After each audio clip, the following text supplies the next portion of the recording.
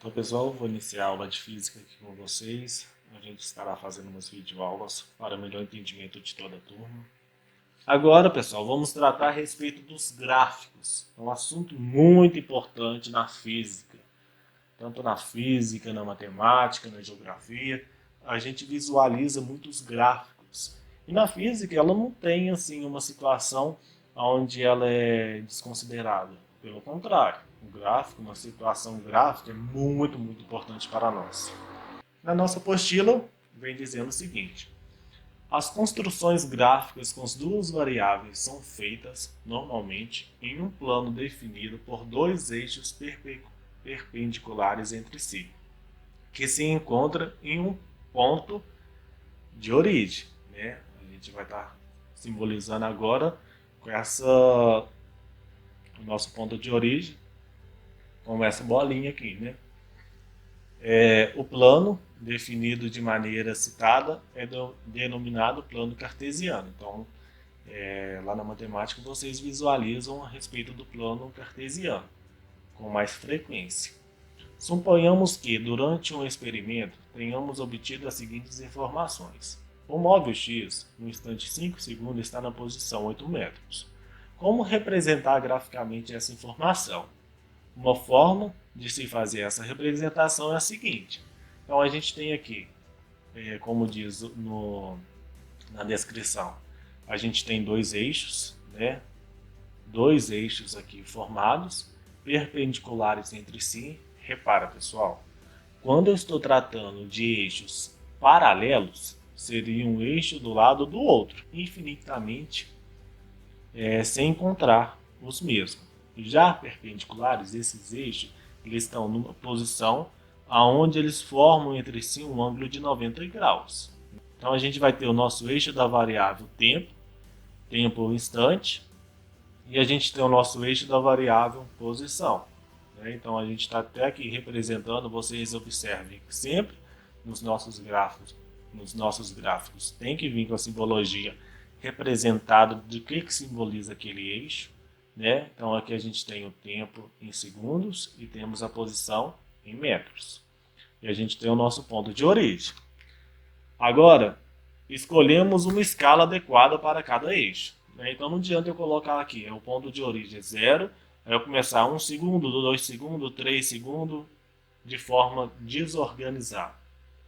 Não adianta. Então, eu vou vir aqui no mesmo espaço, é 1 segundo, tá legal, 2 segundos, repara que ficou no mesmo espaço, para dar uma visão um pouco melhor, né? Porque senão você coloca aqui, por exemplo, 1.000, 1 milhão com o mesmo espaço. Não pode, né?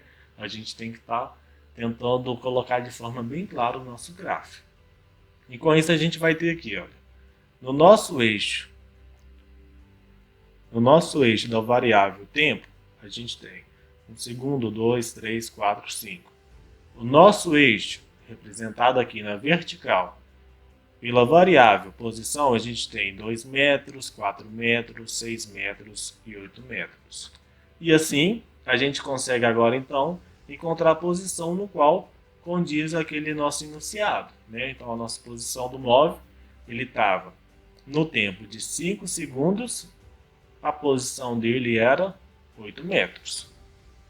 Normalmente, temos várias informações relacionando duas variáveis, formando às vezes uma tabela de dados. Cada uma das informações deve ser representada por um ponto no plano cartesiano. Então, se a gente visualizar aqui, eu falar que uma outra posição desse nosso móvel seria na posição 6 metros, no tempo 3 segundos, eu teria um ponto demarcado mais ou menos aqui. Porque aqui eu tenho uma situação do meu tempo de 3 segundos e aqui eu tenho uma representação de 6 metros. Continuando, a união dos pontos representados no plano cartesiano teremos o que é chamado de gráfico de uma variável em função da outra.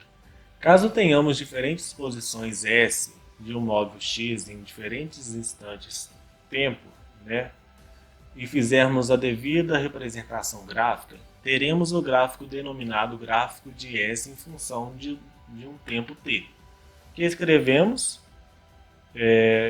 nossa posição em função do tempo t.